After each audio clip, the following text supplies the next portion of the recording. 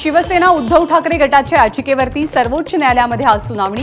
विधानसभा अध्यक्षांच्या निर्णयाला ठाकरे गटाचे आमदार सुनील प्रभूंचं याचिकेत आव्हान। लोकसभा उमेदवारांच्या नावांबाबत चर्चेसाठी काँग्रेसची आज नवी दिल्लीमध्ये पहिली बैठक। 100 लोकसभा जागांबाबत विचार होणार। सध्या खासदार असलेल्या अनेकांना पुन्हा तिकीट मिळण्याची शक्यता।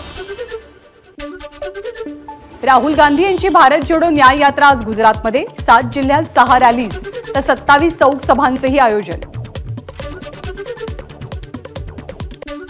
राहुल गांधींनी विचार करून वक्तव्य करावीत। पंतप्रधान मोदींवर केलेल्या टीकेनंतर केंद्रीय निवडणूक आयोगाचा राहुल गांधींना इशारा।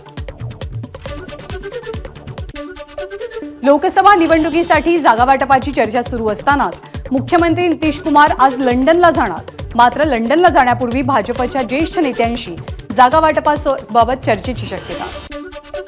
ईडीचं समन्स नाकारण्याबाबत ईडीकडनं केजरीवालांवरती दाखल याचिकेवर आज सुनावणी। केजरीवाल यांच्या समोरच्या समस्या वाढण्याची शक्यता। भाजपमध्ये गेलो तर समन्स येणं बंद होईल, केजरीवाल यांची खोचक प्रतिक्रिया। कलम 370 रद्द केल्यानंतर पहिल्यांदाच पंतप्रधान श्रीनगर दौरा करणार। विकसित भारत विकसित जम्मू काश्मीर या कार्यक्रमामध्ये सहभागी होणार। नवी दिल्लीमध्ये भाजपची जागावाटपासंदर्भात महत्त्वाची बैठक। अमित शहा, जेपी नड्डा, बीएल संतोष, देवेंद्र फडणवीस, सुधीर मुनगंटीवार या बैठकीसाठी उपस्थित।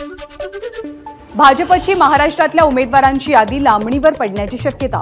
8 मार्चला मोदींचा आसाम दौरा असल्यामुळे भाजपच्या केंद्रीय निवडणूक समितीची बैठक आता थेट 10 मार्चला होईल अशी चर्चा आहे। 9 तारखेला महाविकास आघाडीची प्रकाश आंबेडकरांसोबत पुन्हा एकदा बैठक। जागांबाबत अंतिम निर्णय होणार। काल झालेल्या बैठकीत 17 जागांबाबत चर्चा झाल्याची माहिती। 2 दिवसात वंचितकडनं पुन्हा एकदा जागावाटपाच्या संदर्भातला नवा प्रस्ताव महाविकास आघाडीला दिला जाईल। त्यानंतर वंचितच्या समावेशाबद्दल निर्णय होणार आहे।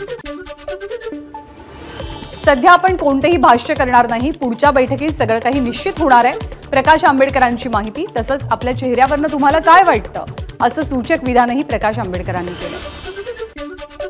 वंचित बहुजन आघाडीचे नेते प्रकाश आंबेडकरांनी भिवंडीत मध्यरात्री संकेत भोसलेच्या कुटुंबियांची भेट घेतली। 14 फेब्रुवारीला झालेल्या मारहाणीत संकेत भोसलेचा मृत्यू झाला। संकेत भोसलेच्या कुटुंबियांची भेट घेत प्रकाश आंबेडकर यांनी त्यांचं सांत्वन केलं। उद्धव ठाकरे आज आणि उद्या धाराशिव जिल्ह्याच्या दौऱ्यावर। लोकसभा निवडणुकीच्या पार्श्वभूमीवर ठाकरेंचा दौरा। उपमुख्यमंत्री अजित पवार गोंदिया जिल्हा दौऱ्यावर। प्रफुल्ल पटेल, सुनील तटकरे आणि गोंदिया जिल्ह्याचे पालकमंत्री धर्मराव बाबा आत्राम दौऱ्यादरम्यान सहभागी होते। मनसेच्या 18व्या वर्धापन दिनानिमित्त राज ठाकरे आजपासून 3 दिवसांच्या नाशिक दौऱ्यावर। राज ठाकरे भावी मुख्यमंत्री या आशयाचे बॅनर्स नाशिकमध्ये। पुणे महानगरपालिकेचं वर्ष 2024-25चं अंदाजपत्रक आज सादर होणार। अंदाजपत्रकात कोणत्या योजनांसाठी किती निधी असेल याची पुणेकरांना उत्सुकता। लोकसभेच्या जागावाटपावरनं शिवसेना आणि भाजपत वादाची ठिणगी। पंतप्रधान मोदी आणि गृहमंत्री अमित शहा यांच्यावर विश्वास ठेवून भाजपसोबत आलेलो आहोत, त्यामुळे विश्वासघात करत केसानं गळा कापण्याचं काम करू नका, रामदास कदमांचा इशारा। जागावाटपासंदर्भात भुजबळांची व्यक्तिगत मागणी। भाजप नेते सुधीर मुनगंटीवारांचं भुजबळांना प्रत्युत्तर। छगन भुजबळ जेव्हा बोलतात तेव्हा पार्टी बोलते। मुनगंटीवारांनी मतमतांतर करण्याची आवश्यकता नाही।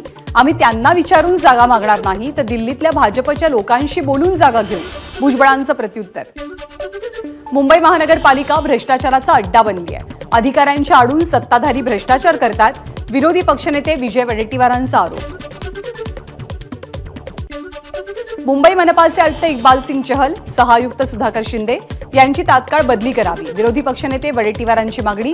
3 वर्षांचा कार्यकाळ पूर्ण होऊन सुद्धा हे अधिकारी नियमबाह्य पद्धतीनं पदावरती असल्याचं वडेट्टीवारांचं विधान। महाराष्ट्रात बेकायदेशीर पद्धतीनं सुरू असलेल्या जुगाराबाबत संजय राऊतांचं गृहमंत्र्यांना पत्र। ऑनलाईन लॉटरीच्या रूपानं हे अड्डे बेकायदेशीरपणे चालवले जात असल्याची पत्रातनं माहिती। प्रकाश आंबेडकरांची पंतप्रधान मोदी आणि सरकारवरती खोटारडे असल्याची जोरदार टीका। वंचित बहुजन आघाडीच्या नवी मुंबईत पार पडलेल्या बैठकीत आणि सभेमध्ये प्रकाश आंबेडकर बोलत होते।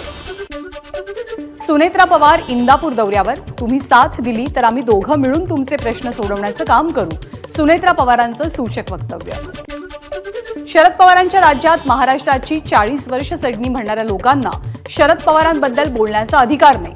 शरद पवार गटाचे राज राजापूरकर यांचा अमित शहांवरती निशाणा। बारामती लोकसभा मतदारसंघातील सुनेत्रा पवारांची उमेदवारी 15 दिवसांपूर्वीच जाहीर झाली आहे। याचा जाहीर उल्लेख करत त्यांना प्रचंड मताधिक्याने विजयी करणार असल्याची राष्ट्रवादीचे तालुका अध्यक्ष हनुमंत कोकाटेंची ग्वाही। शरद पवार बारामती लोकसभा मतदारसंघातील भोर विधानसभेचा भाग असलेल्या नसरापूर इथे 9 तारखेला सभा घेणार। सभेला काँग्रेसचे आमदार संग्राम थोपटे उपस्थित असतील। अजित पवारांच्या राष्ट्रवादीमधील 137 पदाधिकारी आणि कार्यकर्ते शरद पवार गटात प्रवेश करणार। यावेळी शरद पवार कार्यकर्त्यांना मार्गदर्शन करतील। शाहू महाराज हे अभ्यासू नेते, ते कोल्हापूरला एक वेगळी दिशा देतील। संभाजीराजे छत्रपतींचं वक्तव्य, तर शाहू महाराज निवडणूक लढणार म्हटल्यावरती आपल्या उमेदवारीचा प्रश्नच नाही, त्यांना विजयी करण्यासाठी आपण सर्वतोपरी प्रयत्न करू। संभाजीराजे छत्रपतींचं विधान। तर संभाजीराजे छत्रपतींची लोकसभेतनं माघार आश्चर्यकारक। गेल्या अनेक दिवसांपासून ते निवडणुकीची तयारी करत होते। त्यांच्या कार्यकर्त्यांसाठी ही बाब धक्कादायक असेल। खासदार धनंजय महाडिक यांची प्रतिक्रिया। शाहू महाराज यांच्यावर टीका करणाऱ्यांच्या बुद्धीची कीव येते, वैयक्तिक टीका करणाऱ्यांना जनताच उत्तर देईल। सतेज पाटलांचं विधान, तर घर म्हणून संभाजीराजेंनी स्तुत्य निर्णय घेतला। सतेज पाटील यांची भावना। पाकिस्तानमधनं धमक्या येत असतील तर सरकारवरती प्रश्नचिन्ह। खासदाराला धमकी मिळत असेल तर कायदा कुठे आहे? नवनीत राणांना आलेल्या धमकी प्रकरणावरनं आमदार बच्चू कडूंचा सवाल। विधानसभेची निवडणूक आमच्यासाठी प्राधान्य, अमरावती किंवा अकोल्यातनं निवडणूक लढू, बच्चू कडूंचं विधान। तर महाराष्ट्रात सगळ्याच जागा भाजप लढू शकते, उमेदवार शिंदे आणि अजितदादांचे, तर चिन्ह कमळ असेल, बच्चू कडूंचं वक्तव्य। पंतप्रधान मोदी हे उमेदवार असून त्यांच्यासाठी देशभरात शासकीय पैशानं जाहिरात केली जाते। या बाबतीत निवडणूक आयोगाकडे तक्रार करू, माजी मुख्यमंत्री पृथ्वीराज चव्हाणांचं विधान। समाजवादी पक्षाचे प्रदेशाध्यक्ष अबू आझमींची संविधान बचाव रॅली धुळ्यामध्ये। मोदींनी ईव्हीएम मशीनशिवाय निवडणूक लढवावी आणि 400 जागा जिंकून दाखवाव्यात, अबू आझमींचं आव्हान। मावळ लोकसभेचा उमेदवार कमळ चिन्हावरतीच लढला पाहिजे, भाजपच्या विधान परिषदेच्या आमदार उमा खापरेंचं वक्तव्य। नागपूर विद्यापीठातील नमो युवा महासंमेलनावर माजी गृहमंत्री अनिल देशमुखांचा आक्षेप। राजकीय कार्यक्रमाला विद्यापीठात परवानगी कशी? राज्यपाल रमेश बैस यांना पत्र लिहत तक्रार। आज सकल मराठा समाजाच्या विविध संघटनांची पत्रकार परिषद। सरकारनं 10% आरक्षण दिल्यावरती पुढची भूमिका काय? जरांगे पाटील यांची मागणी। या संदर्भात इतर विषयांबद्दलची भूमिका स्पष्ट केली जाईल। लवासा प्रकरणी शरद पवारांची मुंबई उच्च न्यायालयात याचिका। मूळ याचिकाकर्ते नानासाहेब जाधवांना उत्तर देण्याचे निर्देश। या प्रकरणाची सुनावणी 4 आठवड्यांसाठी तहकूब। मंत्री दादा भुसे बदनामी खटला प्रकरणी जिल्हा न्यायालयाचा खासदार संजय राऊत यांना दिलासा। पुढची सुनावणी 30 मार्चला। रेणुका सूतगिरणी कर्ज आणि जिल्हा बँक फसवणूक प्रकरणी शिवसेनेचे उपनेते अद्वै हिरे यांच्या जामिनावरचा युक्तिवाद पूर्ण। आज हिरेंच्या जामिनावरती पुन्हा सुनावणी अपेक्षित आहे। लोकसभेच्या पूर्वतयारीसाठी राष्ट्रवादी काँग्रेस शरद पवार गटाच्या वतीनं तालुकास्तरीय मेळाव्याचं आयोजन। बुधवारी भिवंडी ग्रामीण विधानसभा मतदारसंघातील पक्ष कार्यकर्त्यांचा मेळावा पार पडला। या मेळाव्याला सुरेश म्हात्रे आणि महेश तपासे यांच्याकडनं मार्गदर्शन। ठाण्यामध्ये नमो महारोजगार मेळाव्याचं आयोजन। मुख्यमंत्री एकनाथ शिंदे, मंगलप्रभात लोढा यांच्या उपस्थितीत तरुणांना नोकरीच्या प्रमाणपत्रांचं वाटप। आगामी निवडणुकांच्या पार्श्वभूमीवर सोलापूरमध्ये एमआयएम पक्षाचा संकल्प मेळावा। या मेळाव्याला एमआयएमचे कार्यकर्ते मोठ्या संख्येने उपस्थित। जागतिक महिला दिनानिमित्त पीएमपीच्या महिला विशेष बसेसमधनं महिलांना करता येणार मोफत प्रवास। सकाळी 6 ते रात्री 11 वाजेपर्यंत ही सेवा सुरू असेल।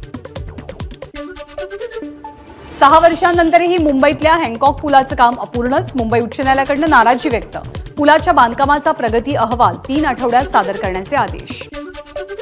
पुणे विमानतळाच्या नव्या टर्मिनलच्या उद्घाटनाला मुहूर्त सापडला। 10 मार्चला पंतप्रधान मोदींच्या हस्ते ऑनलाईन उद्घाटन। दिल्ली विद्यापीठाचे माजी प्राध्यापक जीएन साईबाबा यांची नागपूरच्या सेंट्रल तुरुंगातून सुटका नाही। आज त्यांचे वकील आणि कुटुंबीय आवश्यक कायदेशीर ऑर्डर्स आणून जीएन साईबाबा यांची तुरुंगातून सुटका करण्याचे प्रयत्न करतील। मुंबई पालिकेनं नैसर्गिक आणि मानवनिर्मित आपत्तींवरती मात करत अवघ्या 14 महिन्यात गोखले पुलाची उभारणी केली। रेल्वे प्रशासनासोबत समन्वय साधून ही कामगिरी करण्यात आली। मंत्री मंगलप्रभात लोढा यांच्याकडनं गौरवोद्गार। एबीपी माझा, उघडा डोळे बघा नीट।